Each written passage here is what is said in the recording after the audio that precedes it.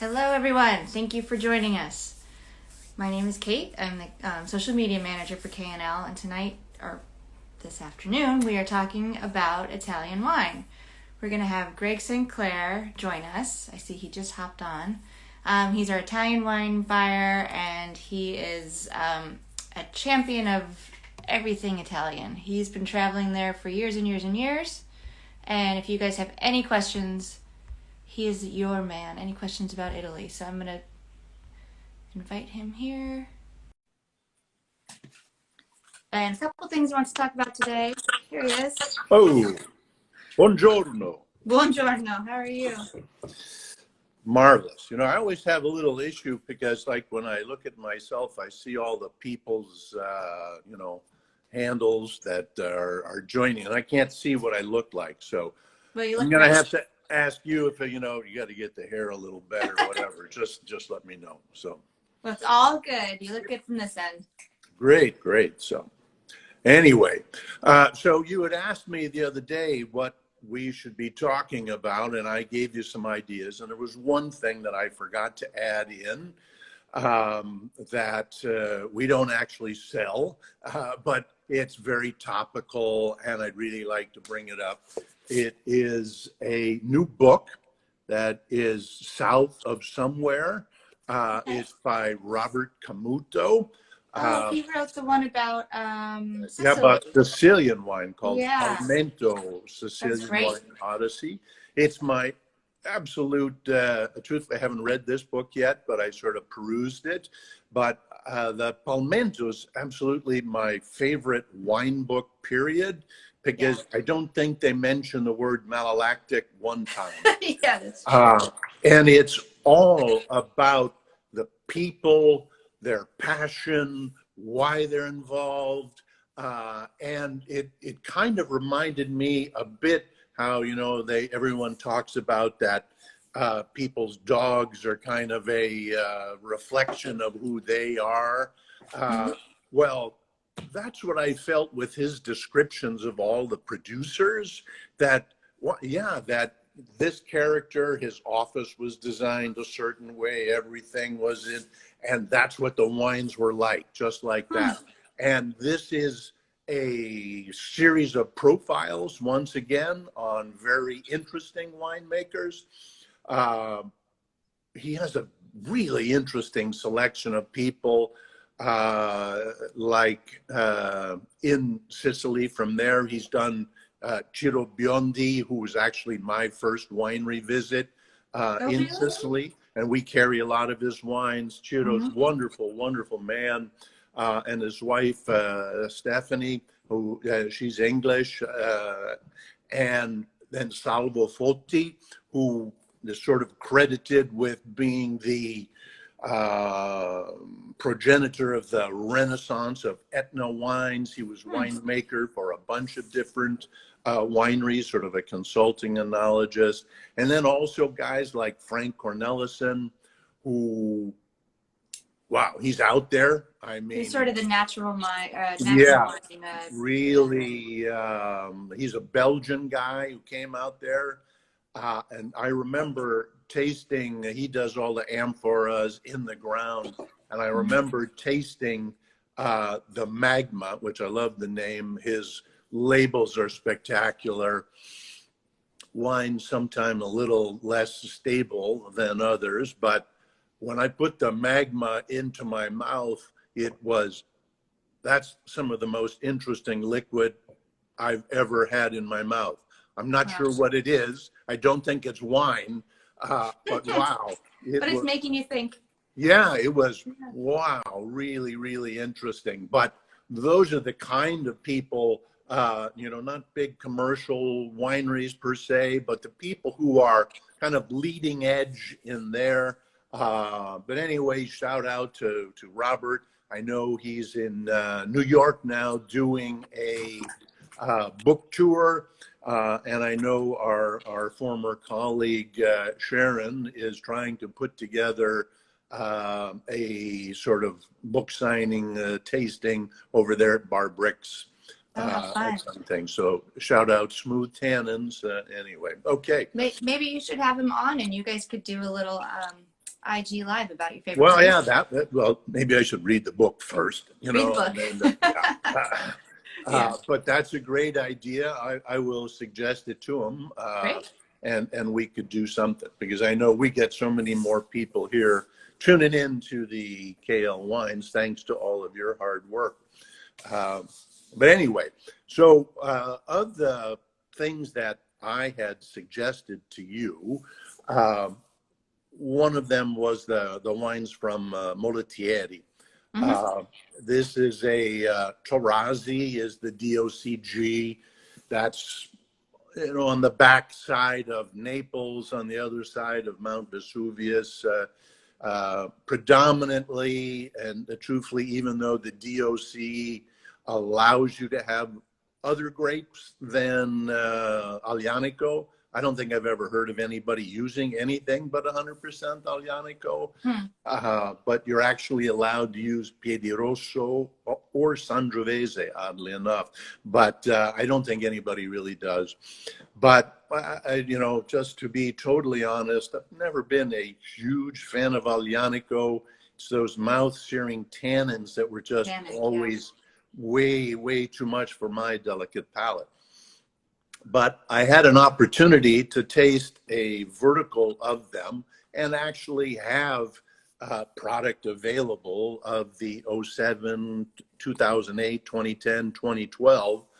And I bought all that this importer had. Shout out to the Skurniks.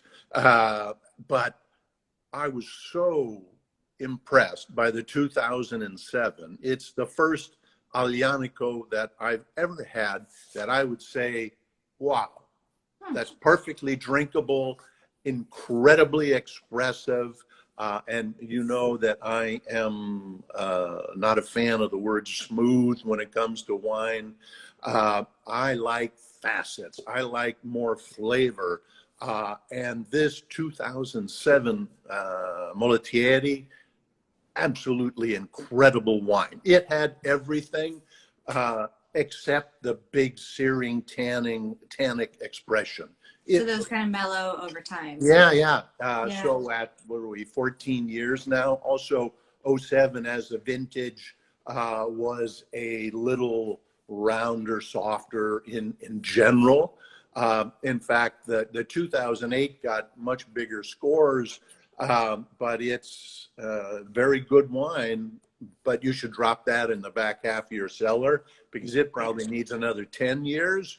But in the meantime, drink the 07, huh? But to have a wine that is actually completely mature on that, plateau now to drink, to give you a full expression of what delicious Aglianico aged really is. Wow. Absolutely stunning wine. So how much are you selling that for? Do you happen to know off the top of your head? Yeah, it was absolutely bargain on top of it. $39.99 for a big, powerful red wine that's already been aged 14 years. You just don't find that very often. In fact, all of those wines, if I remember correctly, were all $39.99. I robbed them. What can I say? It was a great deal. Yeah. But what a cool chance to get to do the vertical, your own little mini vertical and see how they go over time. Yeah, well, that's the other thing. In fact, my niece is constantly texting me with which of these two wines should I be drinking tonight of these two different 2016 Barolos. None of those, no, put those in your cellar. But she asked a very good question. So, well, how do you know which ones to do for how long and when? And I said, well, that's a very, very difficult thing. It takes a lot of time and effort, experience to understand how to do that. Or you have to ask someone who really knows, is in the business, you're a vendor, etc. But here you get an opportunity, as you said, with a vertical to do your own tasting. And there's nothing like doing comparative side-by-side tasting, because if you have a bottle of the 07 tonight, tomorrow night you have one of the 08, 3 days from then you have the 2010. Unless you are really, really good, you're not going to be able to see the differences. But when things are side by side, it is really easy to understand. In fact, I get this from people all the time that they say, oh, I just can't tell the difference. Well, when you have them side by side, you can easily tell the difference, no matter what it is, whether you're drinking orange juice. When I used to teach classes for UC Berkeley, that was my first assignment for everyone, is to take 3 different sparkling waters, put them in a paper bag and taste them until you could tell the difference. Because it's not that hard, but people aren't really trained to be able to think about that, and going through it with water, well, you know, that's the easiest thing. And if you can't get the easiest thing, you might want to skip this class. But it is a great way to kind of train yourself. Also, there's so many people who always say, well, I just don't have a good enough nose for this, or I don't have the adjectives. It's, you know, you just have to practice. That's the only difference. And the more that you do things that are side by side, the easier it is to tell them apart. And the best part is that you get to drink wine while you're practicing. So, Yeah, well, win-win. Although I always suggest spitting first, just so that you can, you know, otherwise everything begins to taste good. I remember one of my first trails through, you know, wine country, going to half a dozen different wineries.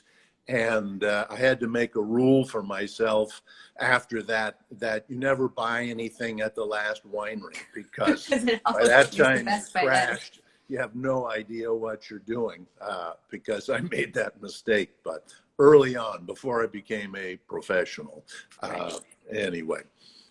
Well, that sounds like a fun holiday party. You know, get some friends together, get the vertical. Yeah, that's a great idea, actually, because for a lot of people to open up 4 different bottles, well, you know, they don't want to sit down and drink 4 bottles.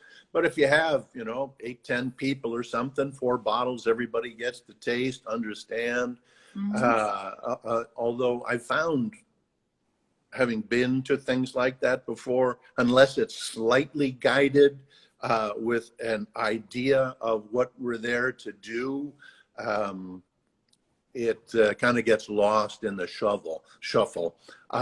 And one of the things I always try and tell people is, you know, whether you like it or not, it truthfully is immaterial. The concept is to learn.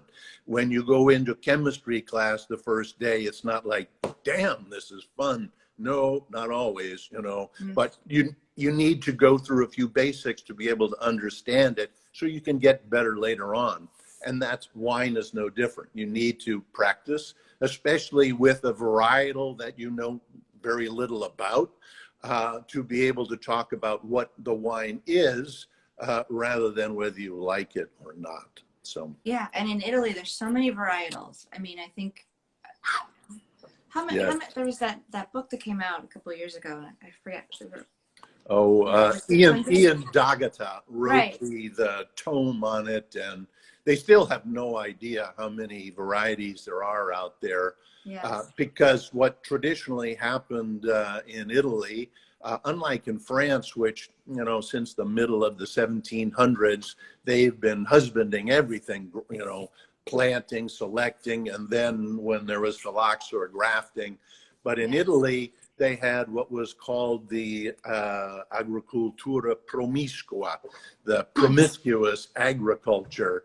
I can see you're smiling. Sounds a little Italian. But that was basically where they would have a whole series of olive trees, and between the olive trees, they would stretch these vines, and that's where the grapes were growing. And in between those rows, they would plant, you know, wheat or corn or tomatoes or something.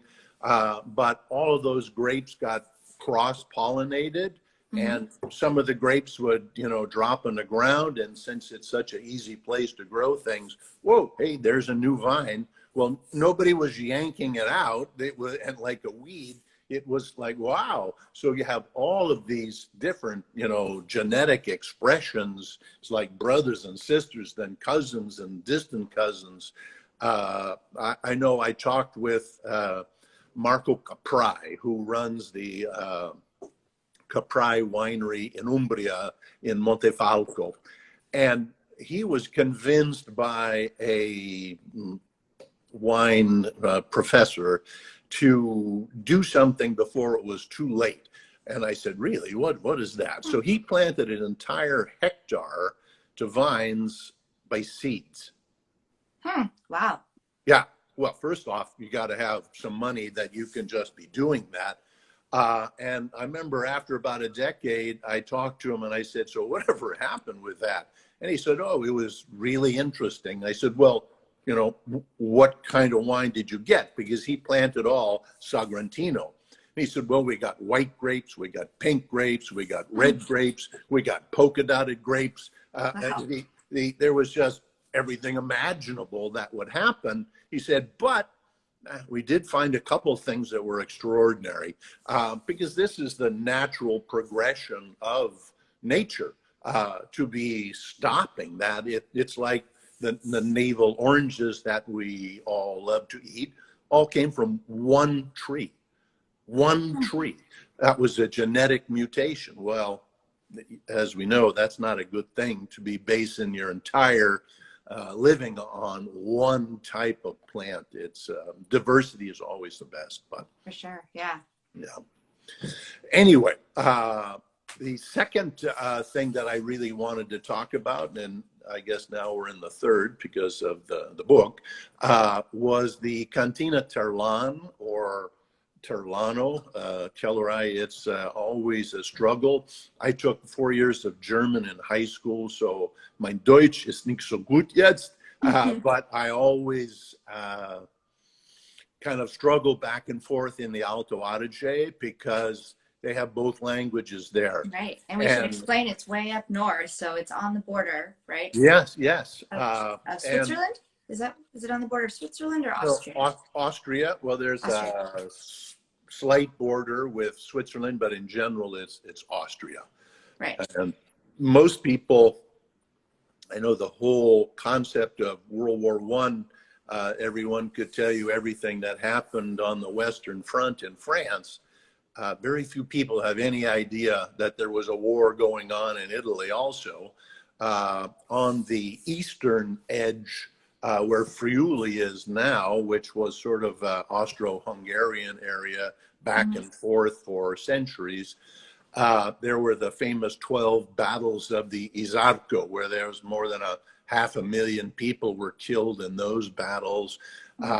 Huge thing. But anyway, Italy was on the side of the Allies, the good guys in that war.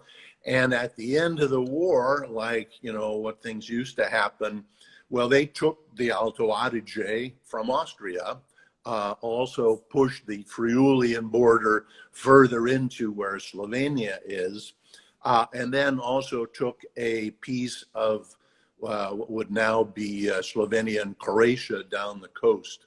And of course, you know, a lot of those borders were redrawn after they were on the wrong side after World War II. So Italy had a lot of crossover traditions, right? I mean, a lot of cross-pollination. But anyway, so the whole Alto Adige or Sud Tirol, as they would tell you the name of the area is, because they're, you know, German speaking first and foremost. That all came after World War One. And it has been operating as a semi-autonomous region. It's usually referred to in Italy as the Trentino Alto Adige, because the southern portion, which is Italian, they have a slightly different governmental procedures. And truthfully, I don't know all the ins and outs of that, but I know they're slightly different. And then the Alto Adige the same way. Everyone learns to speak Italian there from the time you're in grade school, and they all sound like Arnold Schwarzenegger when they do. And they probably all speak German at home or Austrian? Well, yeah, they actually speak their local dialect plus German, and but they all, actually, I was kidding about Arnold, but they do, they all speak Italian. Most everyone there speaks, in the younger generation speaks English as well. Ah, bravo. Hold out my map. So way Way up at the top. here. A little to the right. That's not it? Oh, that's sorry. I remember it's backwards when we look at it this way. Yeah. Yeah. That's it. Yeah. So way at the top. And another great yes, right. One of the areas when people always ask me about, where they should go in Tuscany for their vacation, and I always say that you shouldn't. You should go to the Alto Adige because its physical beauty is just extraordinary. It's like going to Yosemite with those, 1,000-foot vertical walls on either side, and in the middle they painted a Swiss postcard. It's just incredible with the river running down the center of the valley. It's also the sort of apple basket of all of Europe. Tremendous amount of apples there. I could go into the apple production, but we shouldn't. But that's Is that closer where to the Dolomites are? The Dolomite Mountains? Pardon me? Are the Dolomite Mountains up there in that region? Well, yeah, that's right where they come together. Yeah. The Dolomites go east and the Alps go west from there. Right. And that's also right up in the Alps at the top is where they found Uzzi, the guy, the 5,000-year-old guy that was in the glacier up there. Fascinating story. But anyway, that's the whole region. But as you work away from the center of the valley, that's where all the vineyards are. There are also a couple side valleys that run east and west rather than the main valley runs north-south. But it's also really intriguing because for the last 5,000 years, sort of post-glaciers, that pass, the Brenner Pass, has been the only north-south pass that you could go year-round through the Alps for 5,000 years. Wow. So any sort of traffic was going north and south through there. So you get a lot of intrigue, a lot more cultural exposure, etc. But anyway, fantastic place to visit. But the reason we're bringing that up is to talk about one of my favorite wineries from the region. And because it is a bigger winery, it's a co-op. They have almost, it's like almost 500 acres of vineyards, which is an awful lot, but they have 150 different producers. So it's little small plots here and there, but they all have one concept, is to make quality wine. And in a lot of co-op situations, especially in areas where quality wasn't the concern, you got paid by the pound. But they realized long ago that the real key to make good wines is good grapes. And so they have viticultural specialists that work with all of the growers to try and upgrade their grape production. And if they need to drop grapes, in what we call the green harvest, they do that too, but they won't lose money because they're paid by their acreage and the quality that they produce. So it's a really, really good system. They've also had a series of extraordinary winemakers. The one that sort of stands out that every time you mention his name, they all genuflect in the winery. His name was Sebastian Stocker. And he started a program when he was there, sort of without permission, but he started to save 500 bottles at a time of things when you could, hide them in a corner so that he could show everybody later on that they really, really aged well. And when he finally brought out examples of it, well, they really, really did. My first visit to the winery was in 1995, and I remember huddling in the cellar, which is 40 feet underground, and this was in April, and it was probably about 39 degrees in the cellar and humid. It was frigid. Fortunately, there were about 7 of us, and we all packed in shoulder to shoulder to try and keep ourselves warm. It was so damn cold.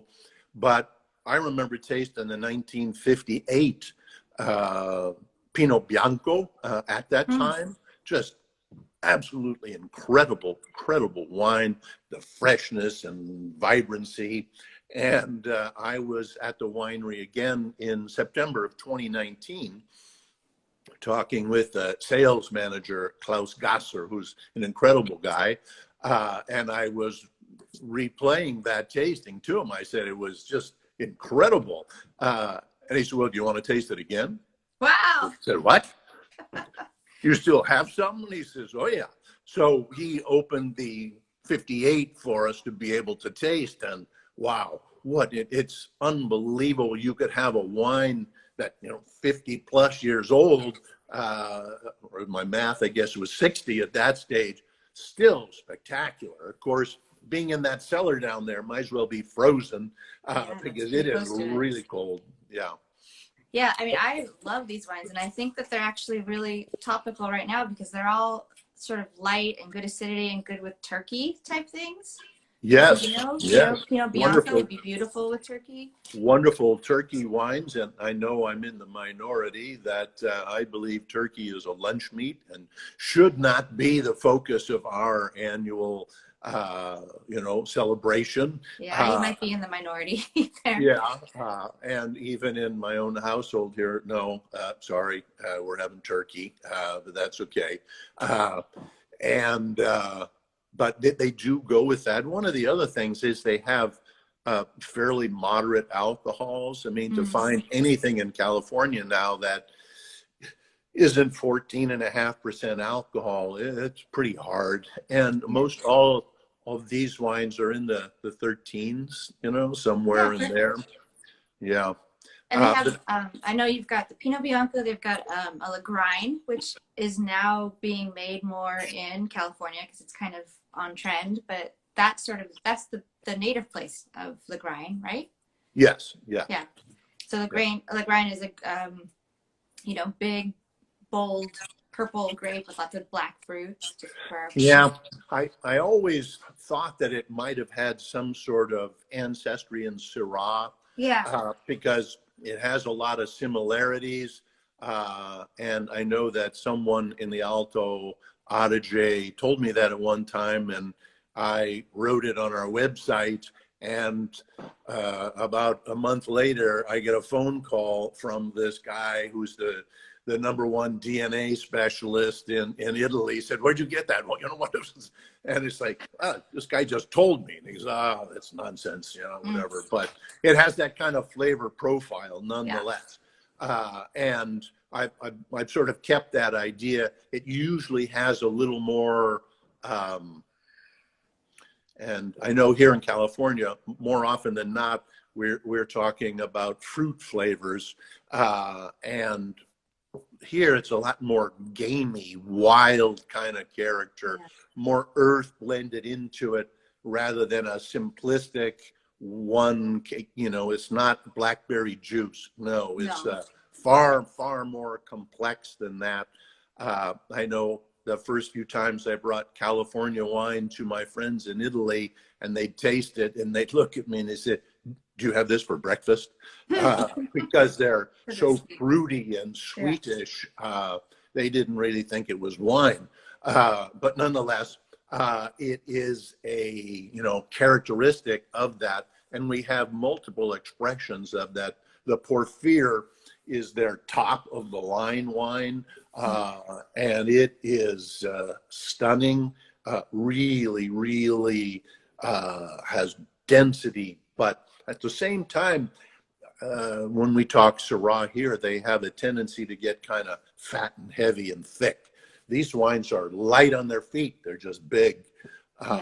And then after the Porphyr, there's the Greece, which is an area just outside of Bolzano where this comes from.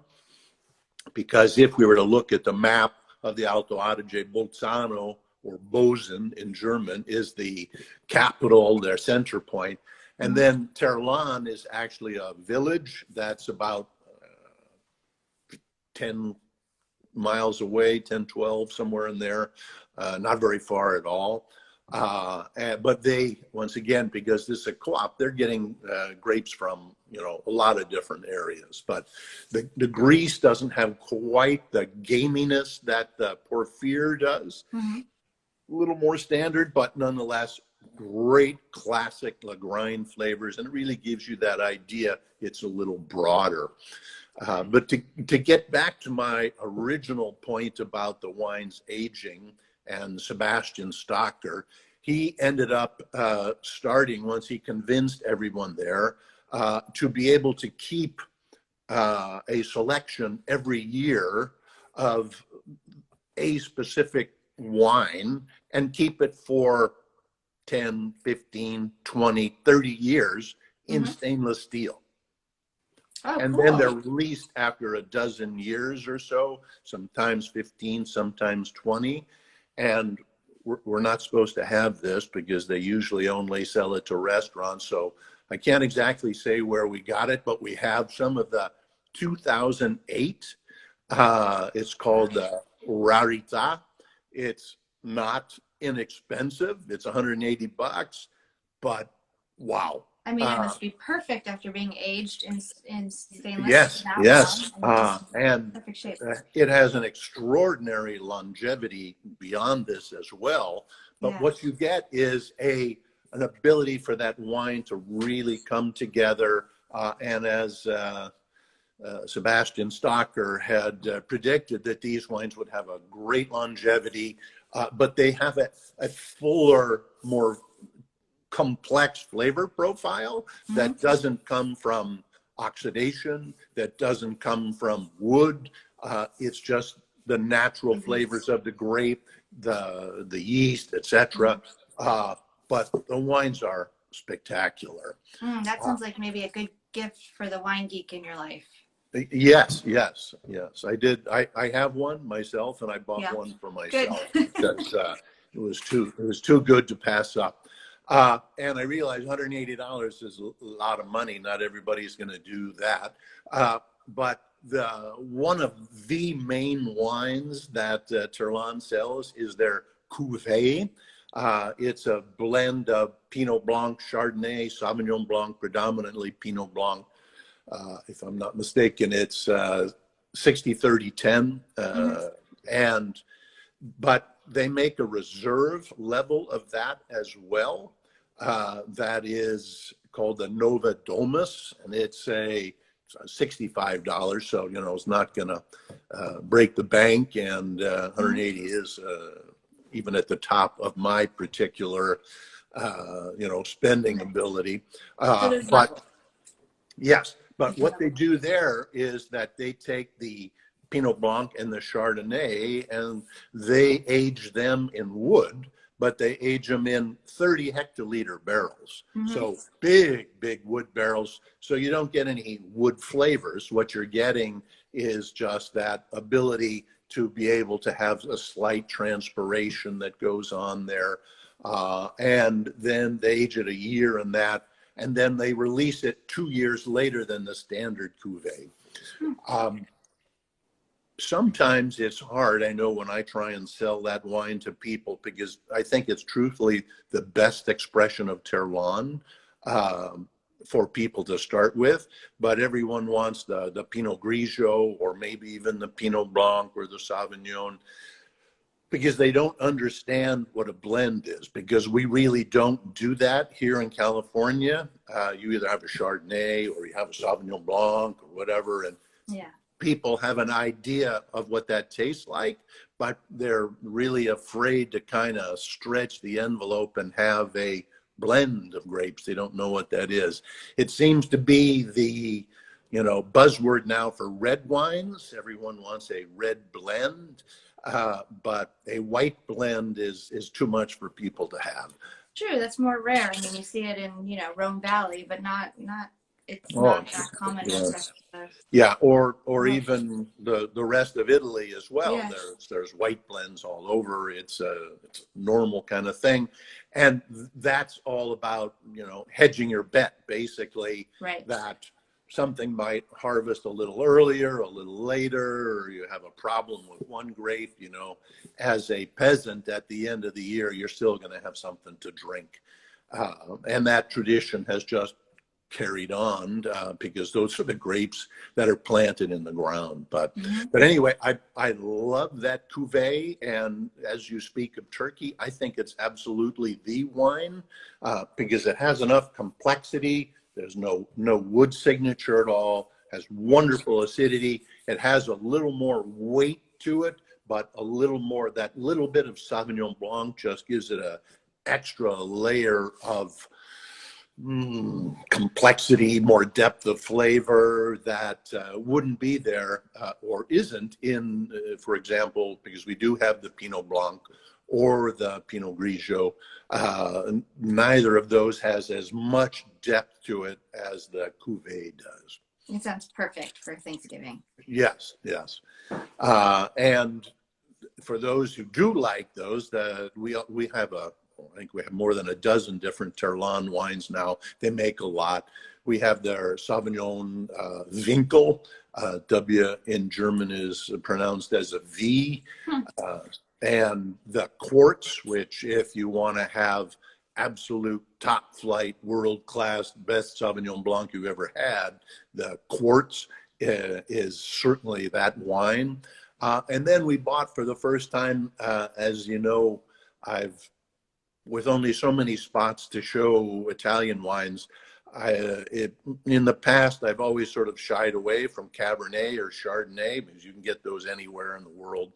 But I bought their Cruyff, which is a little vineyard designated Chardonnay as well. That's aged once again in the big wood, so you don't get that toasty reflection.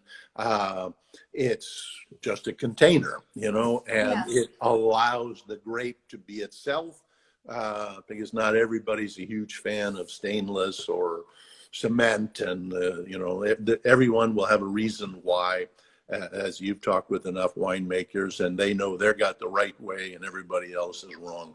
That's usually the story. It's subjective, for sure. And everybody likes it, and they all give different things. And truthfully, for your particular, vineyard or whatever, maybe that works best for your wine. And the last but not the least, their Pinot Noir. They make a really interesting Pinot Noir. And I know I've had mixed emotions about selling Italian Pinot Noir, not because I think it's not good or bad, but because people in California are assuming that it's going to taste like California Pinot Noir, which is sweet and fruity, and it doesn't taste like that. It has more earth, more grip to it, different style, but still, it's Pinot Noir, you can tell. But it leans slightly more toward, Burgundy, as much as I don't want to say, oh, it tastes like Burgundy. No, it doesn't taste anything like Burgundy. But if you had to choose which way it was leaning, it's leaning more toward Burgundy than California. Yeah, maybe more Sancerre Rouge kind of thing. Earthy. Yeah, but a little fleshier, a little bigger than that. To me, the Sancerre Rouge, if your last name isn't Westby, you're not going to like it, I don't think Sancerre Rouge. Because they're a little grittier, a little leaner. These wines have a little more breadth, a little, as they say in Italian, ciccia, a little more meat on the bones, Sancerre Rouge, if you're having, fondue, perfect to cut through all that cheese. But if you're having turkey, that might be a bit aggressive if you're just having breast meat, Gotcha. Okay, so we got a lot of good stuff from northern Italy. We talked a little bit about southern Italy. Your other destination today was Chianti. Chianti, yeah. Yeah, and it's one of the things that a whole lot of people really overlook, mostly because for years and years and years there were so many bad wines in Chianti. It was really awful. But this being released now, 2019 vintage. In fact, I was speaking with one of the winemakers yesterday at BB Greats, and I was telling him my opinion, the same concept, that 2019 is the vintage for people who don't know Sangiovese to experience it in its complexity, because Sangiovese a lot of times can be a bit like Sancerre Rouge, can be a bit lean and acidic and doesn't have enough meat. But sometimes when you get a ripe vintage, then it's just too thick and overripe and there's not that purity still. 2019 gives you the purity, that classic focal center, but with enough richness and complexity and forward fruit character. The wines are sensational. Oh, so good. Yeah. We have just a few that have started to come in now. We have the Poggerino. Poggerino is from Rarita, which is the highest level in Chianti Classico, all biodynamic fruit, elegant, aromatic, uplifting, sensational wine. The Castellare, which comes from Castellina, sort of on the western edge, southwestern edge of Chianti Classico. The best wine I think I've ever had from that winery, with weight and density, richness, but once again, lift and elegance, the purity of fruit, the facets, just exceptional wine. And then also one of our, K&L favorites for years, the Roca De Montegrosi, which comes from Gaiole, sort of in the south central portion, and they're in the little village of Monti. That wine as well, there's just an extra level of life and intrigue in this vintage. It is so good. It's also, as we move into Rosso di Montalcino, 2019 in Montalcino, sensational as well. Great purity. There it's a little more different. It has to do with which side of the hill in Montalcino you are. If you're on the south face, it's going to be a little different than if you're in the northeastern corner. All those have a little different character. Oops, I actually see a question here. Huh? Yeah, I see the question. So yes. I think at the moment, the only Vin Santo that I have off the top of my head is the Roca De Montegrosi, which is a religious experience if you've never had it. It is unbelievable quality. I know that my first experience with Vin Santo at that level was Avignonesi, and they still make extraordinary Vin Santo, but it's almost, for me, a level where it's too sweet. And the Montegrossi, for me, is much better balanced. It has extraordinary complexity to it, and the whole Vin Santo character, how that is made and aged for years in these tiny little 60-liter barrels. I mean, really, really small, a quarter of what a regular wine barrel size would be. They put all of the wine in with a little extra space because it's supposed to oxidize. They cement over the bung and then roll it over, and then they leave it in the attic for 6 or 7 or 8 or 9 years, depends on wherever you are. And what comes out of it, I remember talking with Attilio Pagli, one of the premier enologists in Tuscany. And he said, it's always interesting when you open one of those because you don't actually know if there's going to be wine left. He said, I've done a couple where there's just a big ball of sugar at the end, and there's just nothing there. But it's such an interesting story, great wine. We do have some Felsina that is going to come in, unfortunately, not till after the first of the year. And then, there was one that I just ordered. I'm sorry. The ones we normally do, we normally have the Badia di Morona, which is a little simpler. It's still very good, but it's not at the process where the Montegrossi is. The Montegrossi is $80 a half bottle, but it's one of the great dessert wines of the world. What would you pair with it?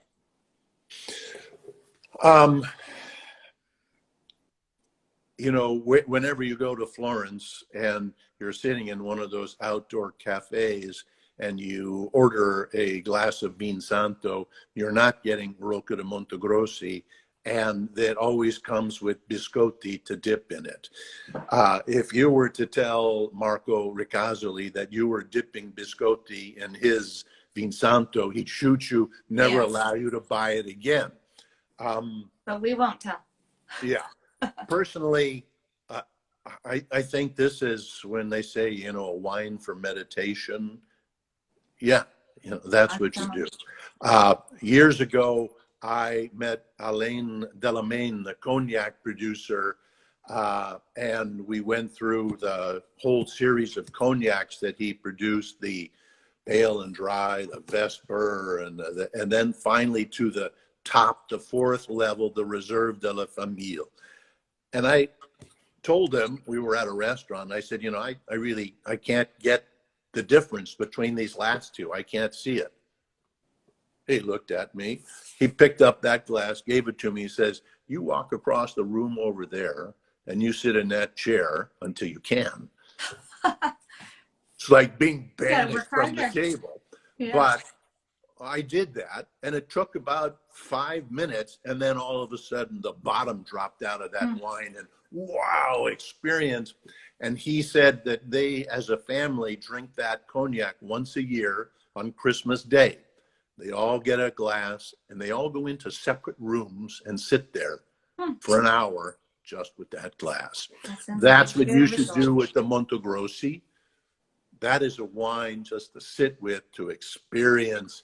It is a meal unto itself. It doesn't need anything else. It is truly, truly special wine. That sounds amazing. So we have another question here from G. Condis Wines. What wine category / region is the Trey Lance of Italy that we should jump on and draft? I mean, buy. Well, this comes from Gregory Condis, local importer distributor.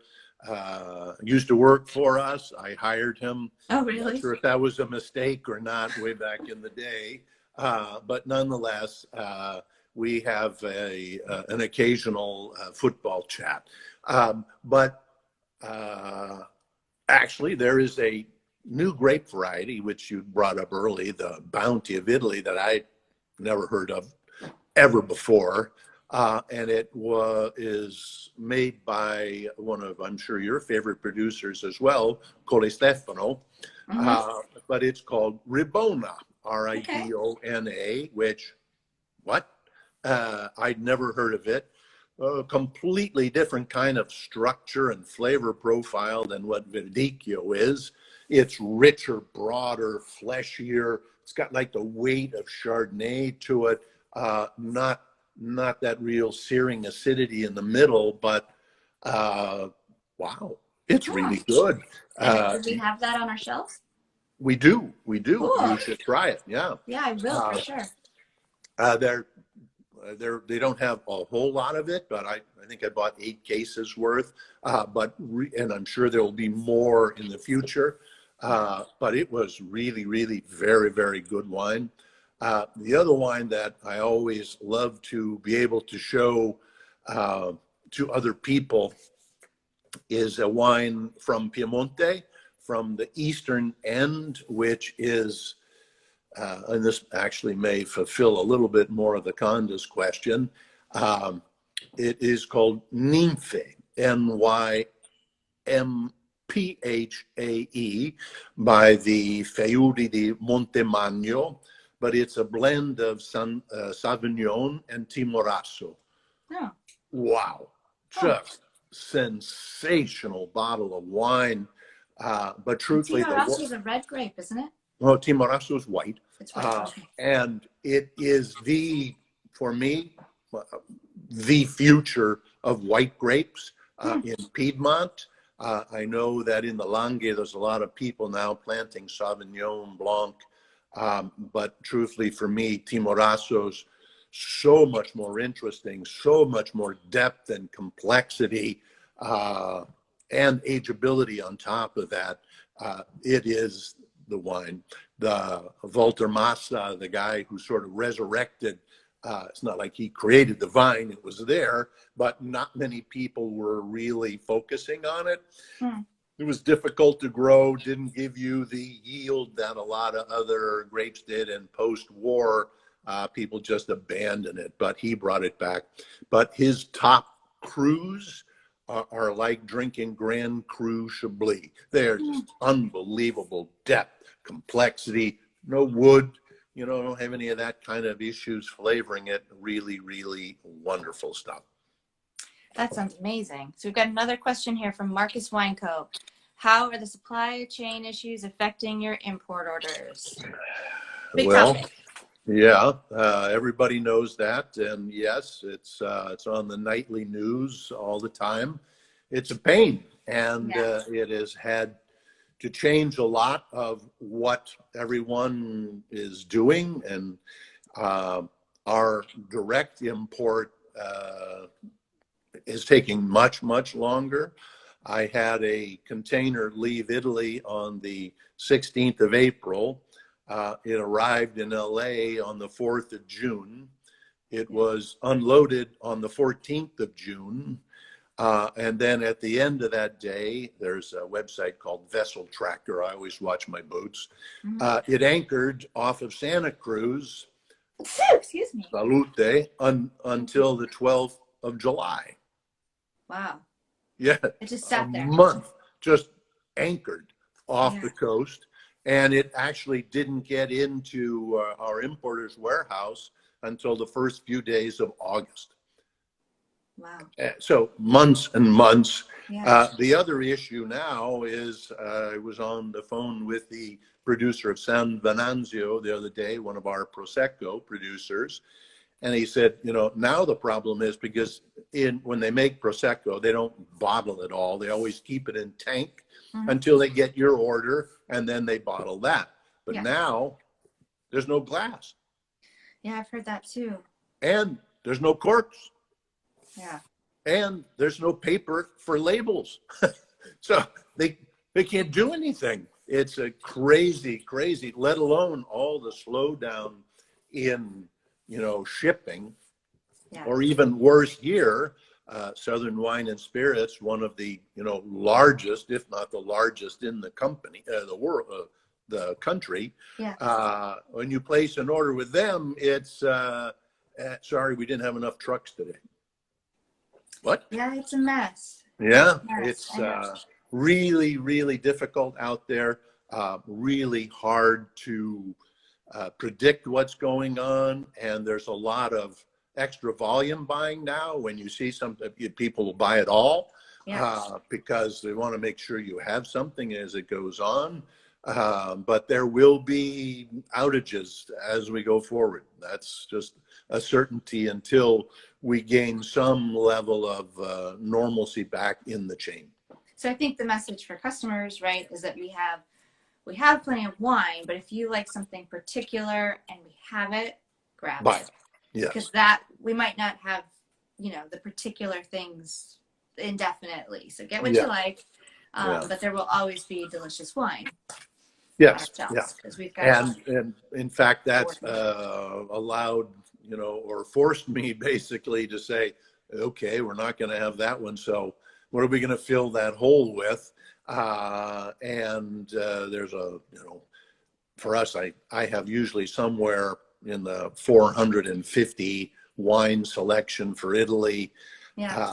The good thing about Italy, there's a whole lot more wine available than that. Yeah. You know, if we were doing Oregon Pinot, okay, that's a far more limited amount available. Mm-hmm. Italy is like endless, but it's just, wow, okay, we'll do that one now instead of this one, etc. So, Yeah. and a lot of that has to do with marketing. You know, if I were to introduce a new winery that no one's ever heard of before, people just less likely to buy that. And being a, you know, lazy bastard at heart, I always think it's easier to, you know, put that same thing out. Yeah, you bought the last vintage, you'll buy this one. And that's, you know, that's a good thing. But now there's going to be a lot of labels that you're probably not familiar with. Doesn't mean they're not good or perhaps even better. It's just you may not be familiar with them. Yeah, so fun time to try new things. And Greg, Absolutely. we'll just have you back on to talk about them, because that's what I think people, you know, just need a little introduction to some of the newer things on our shelves. Absolutely, yes. And no one better than you to champion these wines. Well, thank you. Yes, and you Yes. to run our program for us. Oh, my pleasure. Yes. Thank you all for tuning in. I think we're at about time, but yeah, so we kind of went north, central, and south today. If you guys have any questions, send us a shout out. What do we have here? Chianti Classicos, great, still difficult to market with new Gran Selezione classification. Seems to muddy the waters. Given your vast knowledge and experience, what advice would you give them? Well, this is like trade secrets to give to Mr. Condes, Yeah. because as an importer at KNL, he's a competitor, you know. Yeah.